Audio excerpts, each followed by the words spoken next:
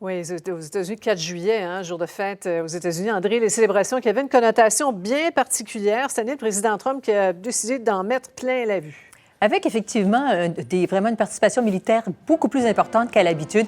Alors, il y avait plus de 800 militaires qui ont participé à la célébration. Vous voyez le président qui arrive avec sa femme Ivana, donc sur les coups de 18h30, 18h45. Et effectivement, le président qui avait participé il y a 2 ans au défilé du 14 juillet à Paris en compagnie du président Emmanuel Macron, il avait dit qu'il avait été très impressionné. L'année dernière, il avait voulu faire aussi un défilé un peu plus militaire à Washington, ce qui n'est pas dans la tradition. Sauf qu'apparemment, les coûts auraient été beaucoup trop élevés selon ce qui avait coulé dans les médias. Donc, il a reporté ça à cette année. C'est un peu ironique, cet amour des militaires, pour quelqu'un qui a tout fait pour éviter de servir dans les forces armées de son pays. D'ailleurs, contrairement à beaucoup de politiciens de son pays qui ont servi au Vietnam, par exemple. Ce qui est intéressant, c'est qu'il a quand même, il s'en est tenu au discours écrit et il avait un ton plutôt... enfin, il voulait dire ce qui rassemblait les Américains. On peut écouter un petit extrait. We are one people chasing one dream and one magnificent destiny.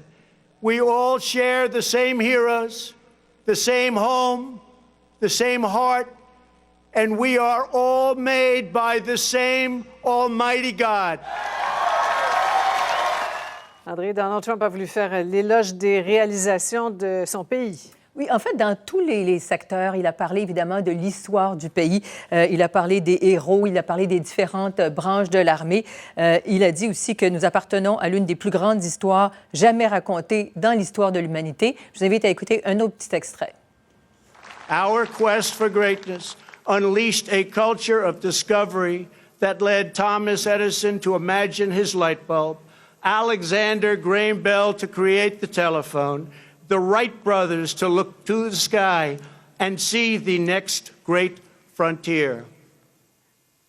For Americans, nothing is impossible.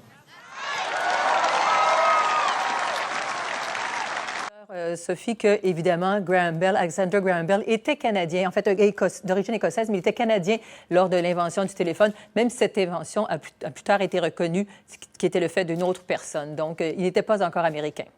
Merci beaucoup, André.